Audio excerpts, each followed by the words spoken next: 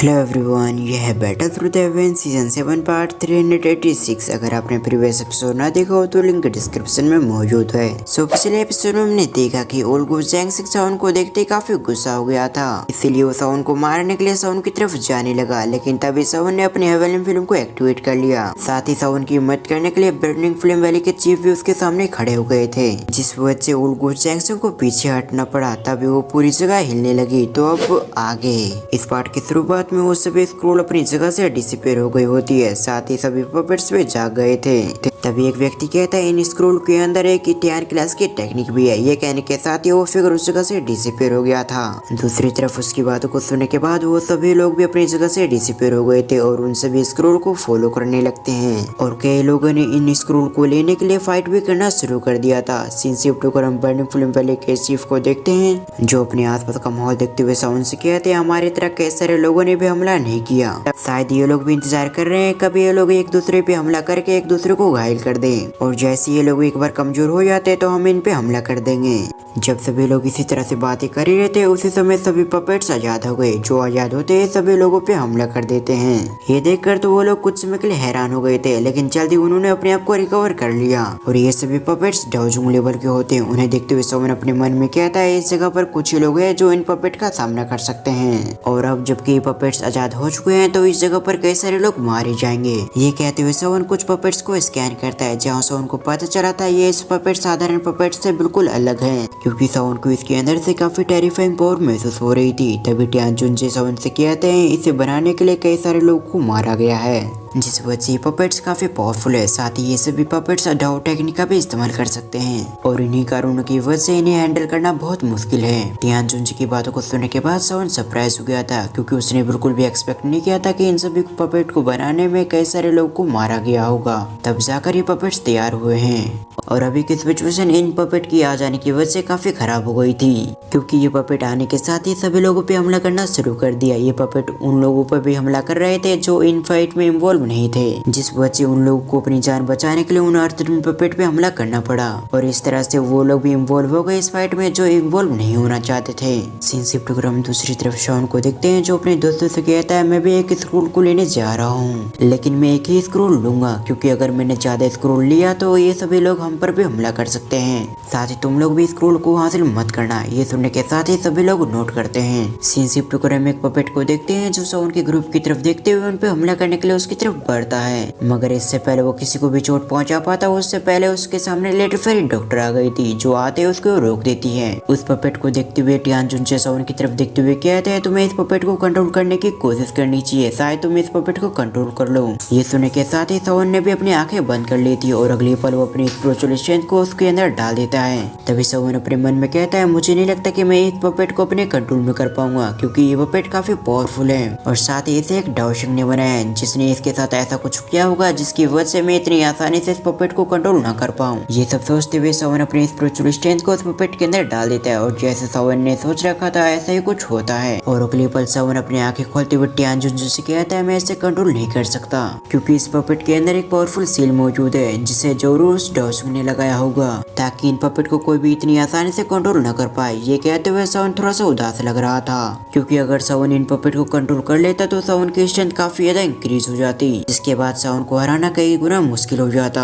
तभी सावन सभी से कहता है मैं स्क्रोल को लेने के लिए जा रहा हूँ। ये कहने के साथ ही सावन एक स्क्रोल की तरफ बढ़ गया था। दूसरी तरफ हम फैंकिंगर और बाकी सभी को देखते हैं, जो खुद भी अलग अलग स्क्रोल के पीछे पड़ गए थे। अब दोबारा हम सावन को देखते हैं, जो उस स्क्रोल को लेने के लिए अपनी स्पीड को भी इंक्रीज कर देता है। जैसे ये चीज बाकी लोग देखते हैं तो गुस्सा होते हुए सावन पे अटैक कर देते हैं। ये देखकर सावन भी समझ गया था स्क्रोल हासिल करने से पहले सावन को इन सभी से निपटना होगा। ये सब सोचते हुए सावन ने उन लोगों पे हमला कर दिया, क्योंकि वो लोग इतने भी पावरफुल नहीं थे, जिस वजह से कुछ समय के अंदर ये सभी मारे जाते हैं। अब उन लोग को मारने के बाद सावन ने अपनी स्पीड को भी इंक्रीज कर दिया, ताकि सावन जल्द से जल्द स्क्रोल तक पहुंच पाए। और सावन की पावर को देखने के बाद तो कई लोगों ने स्क्रोल का पीछा करना बंद कर दिया था, क्योंकि उन्हें समझ में आ चुका था अगर वो स्क्रोल को हासिल करने की कोशिश करते हैं तो वो जरूर सावन के हाथों मारे जाएंगे।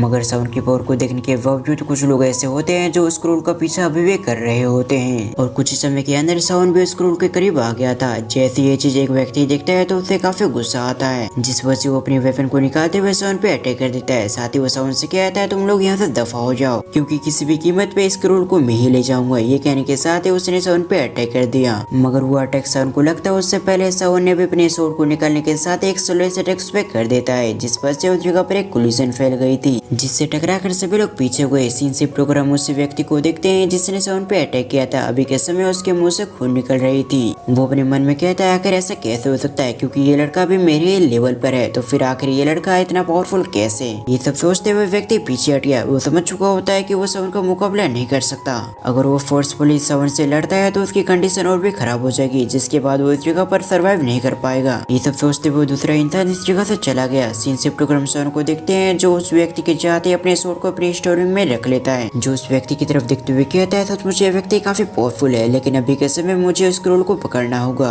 नहीं तो इस स्क्रोल को लेने के लिए कई सारे लोग आ जाएंगे। ये सब सोचते हुए सावन जल्दी से अपनी स्पीड को एक बार फिर से इंक्रीज करता है और अब उस स्क्रोल के आसपास कोई भी मौजूद नहीं होता, जिस पर से सावन कोशिश कर रहा था कि वो जल्द से जल्द इस स्क्रोल को हासिल कर ले, लेकिन ये स्क्रोल सावन के हाथों नहीं लग रही थी। सीन से प्रोग्राम परफॉर्म जुआन सेक्ट के उसी एल्डर को देखते हैं जो सावन को देखने के साथ ही काफी गुस्सा हो गया था। वो कहता है सावन, और अगली पल से वो अपनी जगह से डिसअपीयर हो गया, जबकि इधर सावन अपनी पावर का इस्तेमाल करते हुए स्क्रोल को पकड़ लेता है। ये देखकर सावन काफी खुश हो गया था और अगली पल सावन स्क्रोल को लेने के लिए उस स्क्रोल को अपनी तरफ खींचता है, मगर उससे पहले उस जगह पर दूसरी एनर्जी आ गई थी जिसने स्क्रोल को दूसरी तरफ से पकड़ लिया था। ये देखकर तो सावन सरप्राइज हो गया था और अगली पल सावन अपने सामने देखता है जहाँ उसके सामने परफॉर्म जुआन सेक्ट का एल्डर होता है, जो सावन की तरफ देखते हुए कहता है तुम्हें क्या लगा था कि तुम इतनी आसानी से स्क्रोल को ले पाओगे, लेकिन मैं चेटियान तुम्हें बता दूं आज तुम मरने वाले हो। ये कहने के साथ ही वो अपने दूसरे हाथ से उस पर अटैक कर देता है। ये देखने के साथ ही सावन के चेहरे पे स्माइल आ चुकी थी और अगली पल सावन अपने स्टोरिंग से अपनी स्काई डेमन पपेट को निकाल लेता है, जिस वजह से वो चेटियान के अटैक स्काई डेमन पपेट को हिट होती है, मगर स्काई डेमन पपेट का कुछ भी नहीं होता। ये देखने के साथ ही चेटियान भी समझ चुका था ये पपेट काफी पावरफुल है, इसलिए वो जल्दी से पीछे हटने की कोशिश करता है, लेकिन अब तक काफी देर हो चुकी थी। अगले पल स्काई डेमन पपेट एक पावरफुल पंच बनाकर उसकी तरफ थ्रो कर देता है। ये देखने के बाद चेटियान अपने मन में कहता है अगर मुझे अपने आप को बचाना है तो मुझे स्क्रोल को छोड़ना पड़ेगा। ये कहने के साथ ही चेटियान ने स्क्रोल को छोड़ दिया था, साथ ही उस जगह से निकलने की कोशिश करता है और उस पे हमला करने के लिए स्काई डेमन पपेट भी उसके पीछे चले जाता है। दूसरी तरफ हम सावन को देखते हैं जिसने जल्दी से स्क्रोल को अपनी स्टोरी में रख लिया था और अगले पल सावन ज्यादातर लोगों को डराने के लिए अपनी पावर को रिलीज कर देता है ताकि उसकी पावर को महसूस करने के बाद कोई व्यक्ति उस पर हमला करने की कोशिश न करे। ये सब सोचने के बाद सावन का ध्यान चेटियान पे जाता है। चेटियान की तरफ देखते हुए सावन अपने मन में कहता है चेटियान ने मुझे पिल टावर के अंदर भी मारने की कोशिश की थी, लेकिन उस समय सावन के पास पिल टावर का सपोर्ट था, जिस वजह से सावन उस जगह पर बच गया। मगर जैसे इसे मौका मिला आज मुझे मारने का, उसी तरह से इसने मुझ पर हमला कर दिया ताकि ये मुझे मार पाए, और अगर मैंने इसे इस बार जाने दिया तो इन फ्यूचर ये मुझ पर फिर से हमला करने की कोशिश जरूर करेगा और चेटियान अगली बार हो सकता है परफॉर्म स्काई सेक्ट के साथ मुझ पर हमला करने के लिए आए, तब मेरे लिए काफी मुश्किलें खड़ी हो सकती है। लेकिन इस जगह पर चेटियान का चैप्टर क्लोज होता है तो ज्यादातर लोगों को पता नहीं चलेगा कि आखिर चेटियान किसके हाथों मारा गया। ये सब सोचने के साथ ही सावन के चेहरे पे एक कोल्ड स्माइल आ गई थी, क्योंकि सावन ने अपना मन बना लिया था कि वो चेटियान के चैप्टर को हमेशा हमेशा के लिए क्लोज कर देगा ताकि इन फ्यूचर चेटियान उसके लिए मुश्किलें खड़ी न कर दे। सीन शिफ्ट कर हम चेटियान को देखते हैं जो स्काई डेमन पपेट की वजह से घायल हो चुका था, इसलिए वो अपनी ब्लड को पोंछते हुए अपने मन में कहता है ये पपेट सचमुच बहुत पावरफुल है, इसलिए मुझे जल्द से जल्द इस जगह से निकलना पड़ेगा। शुरुआत में मुझे लगा था सावन की इस जगह पर बहुत सारे दुश्मन है जिसका फायदा उठाकर मैं सावन को मार सकता हूँ, लेकिन सिचुएशन को देखते हुए ऐसा लग रहा है मैंने कुछ ज्यादा ही जल्दी हमला कर दिया, इसलिए मुझे एक बार फिर से इस जगह से निकलना होगा। और जैसे ये लड़का दूसरे से फाइट करने के लिए जाएगा तो मैं चुपके से इस पे हमला करके इसकी जान ले सकता हूँ और तब मैं इसके स्टोरिंग से स्क्रोल भी ले पाऊंगा। ये कहने के साथ ही वो चेटियान इस जगह से निकलने की कोशिश करता है, तभी उसके कानों में एक आवाज पड़ती है। वो आवाज उससे कहती है चेटियान तुम इतनी जल्दी कहाँ जा रहे हो? कुछ समय पहले तो तुम मुझे मारने के लिए काफी उत्सुक हो रहे थे, तो अब मैं तुम्हारे सामने आ चुका हूँ। ये कहने के साथ ही सावन एक पावरफुल अटैक लेकर चेटियान की तरफ जाने लगा। दूसरी तरफ हम चेटियान को देखते हैं जो ये देखने के साथ ही उसके भी पसीने छूट गए थे, लेकिन जल्दी से रिएक्ट करते हुए चेटियान इस अटैक को ब्लॉक कर लेता है। लेकिन दूसरी तरफ ये करने के बावजूद सावन यहीं पर नहीं रुका था, वो चेटियान की तरफ बढ़ने लगता है। ये देखने के बाद चेटियान को भी समझ में आ चुका था कि सावन उसे मारने की कोशिश कर रहा है, जिस वजह से वो भी गुस्सा हो जाता है। और इसी के साथ हमारा ये पार्ट यहीं पर एंड होता है। आपको ये वीडियो कैसी लगी आप मुझे कमेंट करके जरूर बताएं। और अगर आप इस सीरीज का नेक्स्ट पार्ट देखना चाहते हैं तो इस वीडियो पे 1K लाइक कंप्लीट करें। सो वीडियो को फुल वॉच करने के लिए थैंक्स फॉर वॉचिंग।